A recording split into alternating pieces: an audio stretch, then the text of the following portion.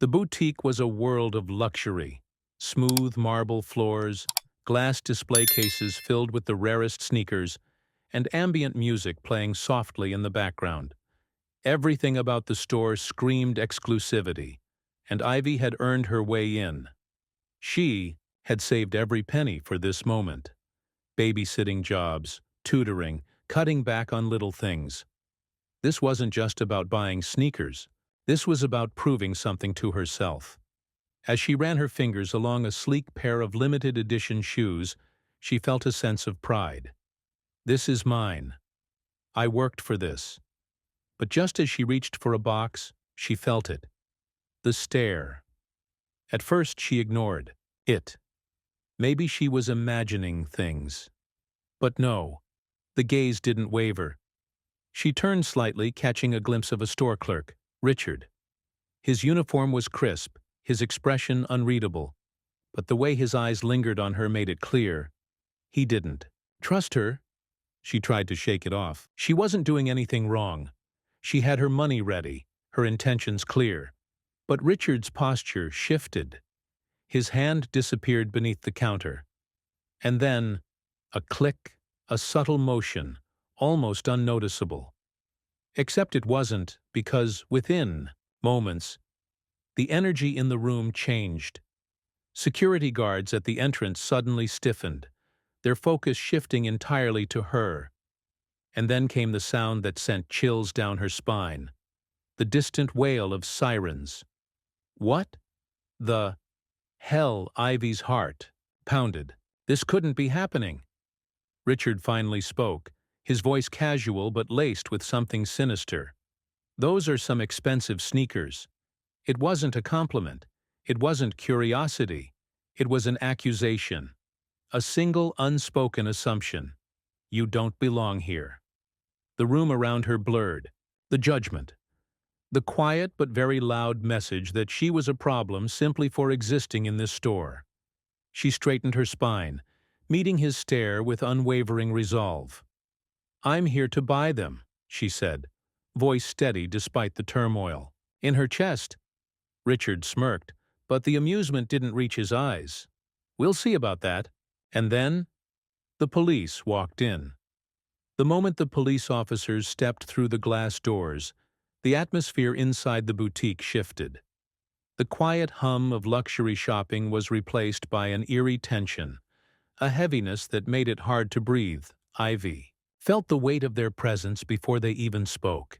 She had done nothing wrong, yet here she was, standing in a high-end sneaker store, confronted like a suspect. The older officer, Sergeant Blake, adjusted his belt, his sharp gaze locking onto her.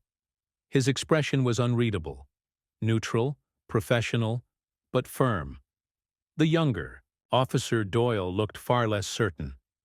His eyes flickered between Ivy and Richard, as if sensing something wasn't quite right. Ivy turned to Richard, waiting for him to clarify, waiting for him to admit that she had done absolutely nothing. But he didn't. Instead, Richard crossed his arms, his smug expression practically screaming, "Gotcha!" "I was watching her," he began, his voice smooth, rehearsed. "She's been handling the sneakers a little too much, and when I asked her if she needed help, she got defensive." Ivy's breath caught. That was a lie. She hadn't even spoken to him before this. Sergeant Blake nodded, his face giving nothing away. "Did she attempt to leave with any merchandise?" Richard hesitated for half a second too long. "Well, no," he admitted, his voice tightening. "But I've worked retail a long time. You can just tell when someone's up to no good." Ivy clenched her fists. There it was. He wasn't accusing her based on actions. He was accusing her based on assumptions. Assumptions, rooted in who he thought she was. She knew how this went. If she reacted, if she let her anger take control, she'd be labeled aggressive, difficult, uncooperative. So she forced herself to take a breath. "I have my money," she said evenly. "I came here to buy shoes. That's all." Sergeant Blake exhaled through his nose, considering her words. But before he could say anything, Richard snorted. Right. And I'm supposed to believe that? That was it. That was the breaking point. Ivy reached into her pocket, not for anything threatening, not to prove anything to Richard or the officers, but for something far more powerful. Her phone. She knew exactly who to call. With steady fingers, she pressed the contact she had memorized since childhood. The one person who had always told her to stand her ground when she knew she was right. She lifted the phone to her ear, her voice unwavering. "Dad," she said, "I need you at the mall. Now." And in that moment, the power in the room shifted. Silence followed Ivy's call. Richard smirked, arms still crossed, completely unaware of the storm that was about to hit. Sergeant Blake glanced at her phone. "Who did you just call?" Ivy met his gaze without hesitation. "My father." The officers exchanged a look, probably expecting some lawyer or overprotective parent to show up. They had no idea. Minutes passed. The boutique remained tense, the employees pretending not to stare, the security guards still hovering. And then, the heavy glass doors swung open. The moment he entered, the entire store seemed to hold its breath. Tall, poised, and radiating quiet authority, Mayor James Carter strode inside, his tailored suit crisp, his expression unreadable. The mayor, Ivy's father. His presence was like a ripple through the room. People recognized him instantly. The way Sergeant Blake straightened, the way Richard's smirk faltered, they knew they had screwed up. The younger officer, Doyle, swallowed hard. He had clearly heard of Mayor Carter, and now, standing in front of him, he looked nervous. Mayor Carter's gaze swept the room like a spotlight, taking in the police officers, the boutique's staff, and finally, his daughter. "Ivy," he said, his voice calm but firm. "Are you okay?" She nodded, but the tension in her shoulders spoke volumes.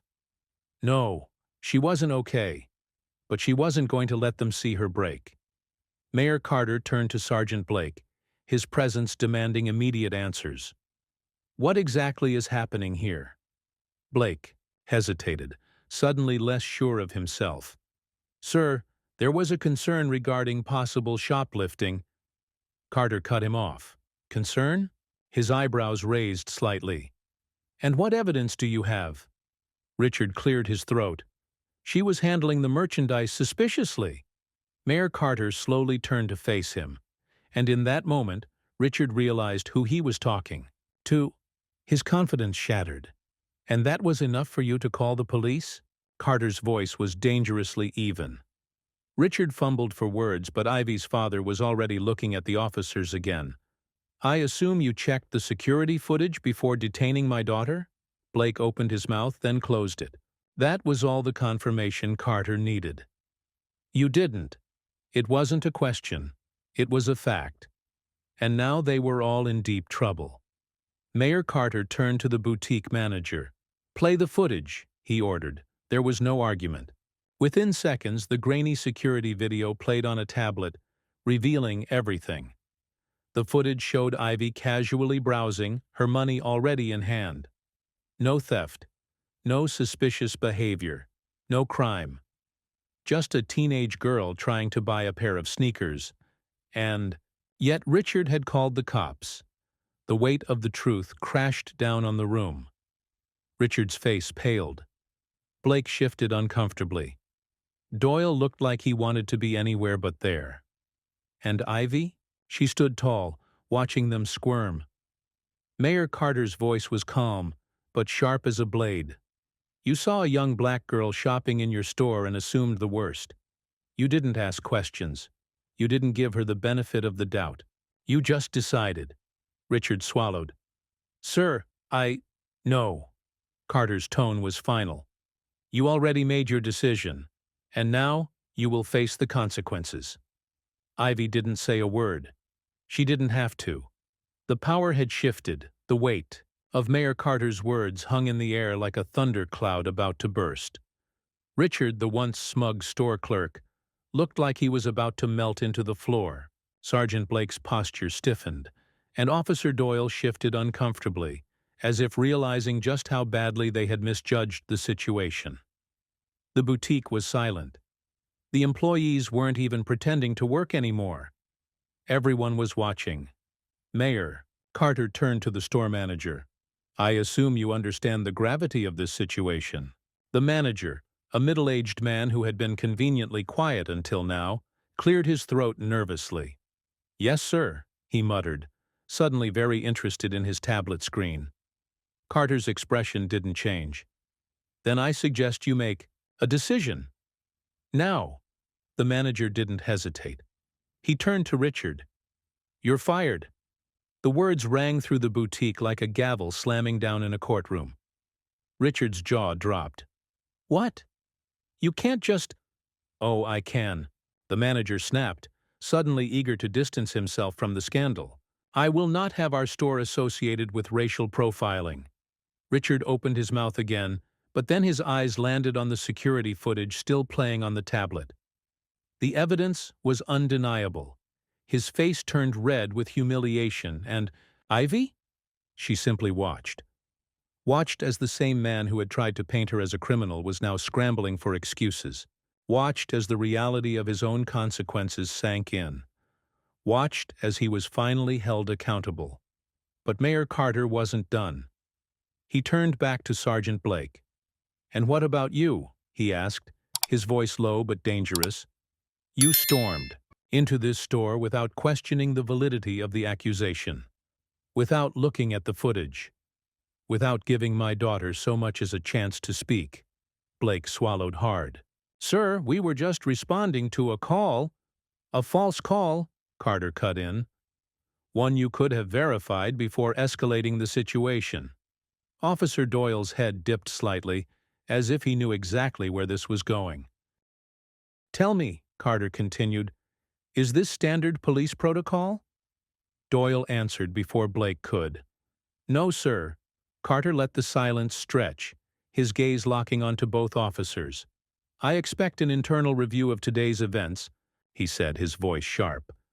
"I will be speaking to the chief of police about how his officers handled this situation.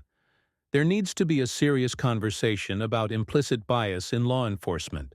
Neither officer spoke, but the message was loud and clear. As if the situation wasn't already spiraling, someone from the crowd whispered, "Are they really just letting this happen?" Then another voice. "This is disgusting. She didn't even do anything." Word had already started spreading. Shoppers pulled out their phones, some already recording. By the time Mayor Carter escorted Ivy out of the boutique, murmurs had turned into full-blown outrage. "That clerk needs to be blacklisted. The police just believed him without question? I hope this place gets sued." And just like that, the internet did what the internet does best. Within hours, the footage had gone viral. And Richard, he wasn't just fired, he was publicly disgraced. The fallout from the boutique incident spread like wildfire. By the time Ivy got home that evening, the story was everywhere. Social media was flooded with videos, news outlets were picking up the story, and the hashtag Justice for Ivy was trending. The internet was furious. How many times does this have to happen before real change is made? Racial profiling is not mistaken identity. It's a systemic issue. That store clerk thought he could get away with it. He didn't. And the boutique? The corporate office released a statement that same night. "We do not tolerate discrimination in any form.